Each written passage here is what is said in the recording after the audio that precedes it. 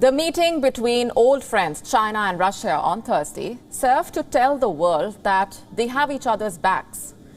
While China has not provided material support to Russia during its war against Ukraine, the comments showing a solidifying alliance between the two sides. China has in fact leaned towards Russia and against the West since Moscow launched its invasion of Ukraine. And amid the war, China has contributed to Russia's coffers by increasing its volumes of trade and oil purchases. The boost in Chinese trade has helped Russia lessen the impact of the Western sanctions. During the meeting at the Shanghai Cooperation Organization summit, Chinese President Xi Jinping clearly indicated a joint push towards challenging the current world order. China and Russia have maintained effective strategic communication.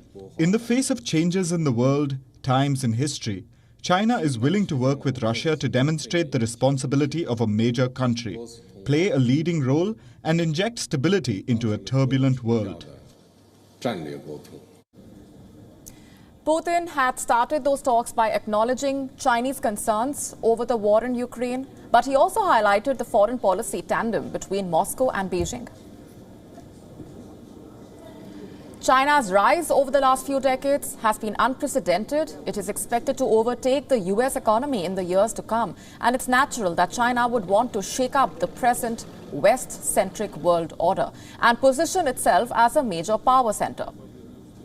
Russia's failure to conclude the Ukraine war within 45 days like it promised may have irked Beijing, but the comments on working together as great powers showing that China is still willing to have Russia in its corner.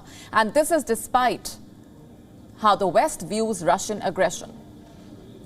On its part, Russia came down heavily on the West for its actions regarding Taiwan.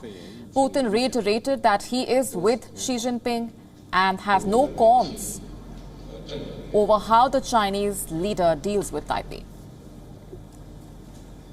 Своей страны твердо надеялись придерживаться принципа одного Китая, осуждаем провокации США и сателлитов в тайваньском проекте.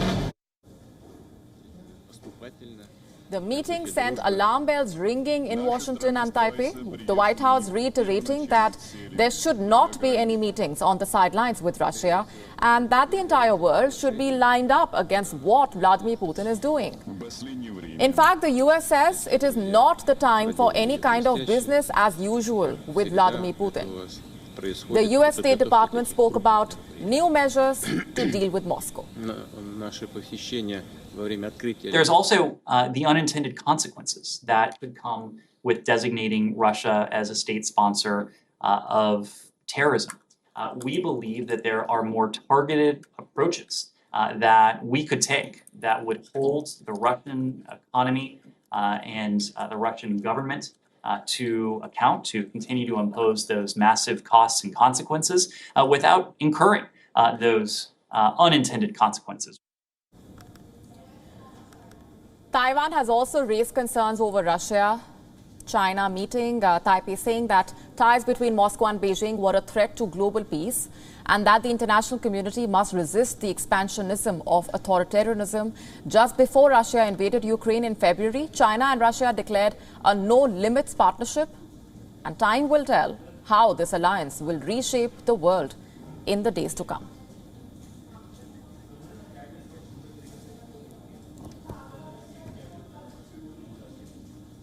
Let's go straight across now to Alexander Claxon with me from London. He is a political analyst and the founder of Global Political Insight think tank. Thanks very much for being here.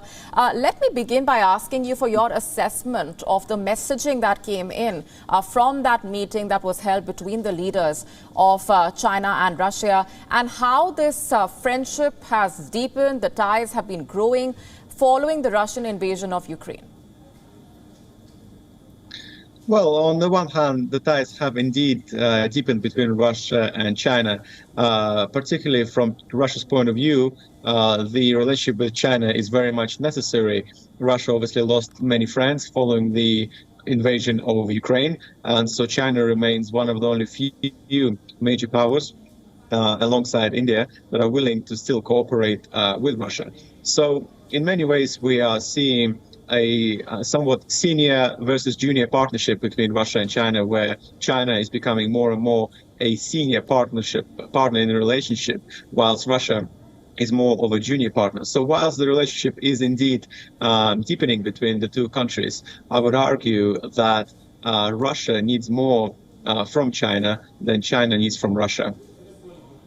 What about the reaction specifically over Taiwan when it comes to the US, for example, threatening sanctions against China over the issue of Taiwan? Also, the kind of reaction that has come in from the West ever since we've seen this deepening of ties between China and Russia. Well, the West will be quite concerned about how China views Russia's actions in Ukraine, because you might argue that they are quite similar in terms of Russia's relationship with Ukraine and China's relationship with Taiwan, in terms of how Russia and China views these territories, these countries. So from China's point of view, they'll be looking to see what Russia can do with its invasion of Ukraine. Now, at the moment, Russia is struggling with its plans in Ukraine, so that might actually deter China from making any moves on Taiwan. At the same time, from China's point of view, if they feel that they have a strong relationship with Russia as well as with other Asian countries, then they may feel more emboldened to take particular steps in Taiwan. And that's what the United States and the West in general will be concerned about. But at the same time, at the moment, given how badly things are going for Russia, I think China will think twice before attempting something similar in Taiwan. You said just how badly things are going for Russia. Could you elaborate on that?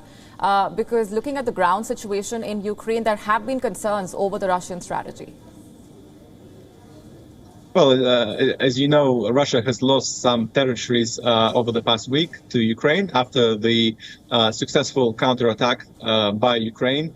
And at the same time, we should also know that Russia has failed to gain more new territory in Ukraine for several weeks now, perhaps even months.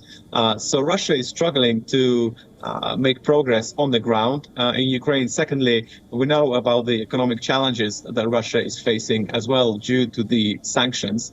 And of course, all the diplomatic ties that have been severed following its invasion of Ukraine. So from China's point of view, just to return to that topic again, they'll be watching that very closely. And of course, China will not want a similar situation where China loses partnerships across the world, where it's sanctioned by the West and is no longer able to export any of its products. And so, in many ways, I think the West will be hoping that the challenges that Russia is facing in Ukraine will essentially push China not to take any drastic action in Taiwan. Alexander, we're leaving it there for the moment. Thanks very much for being here with us. Thank you. WION now available in your country. Download the app now. Get all the news on the move.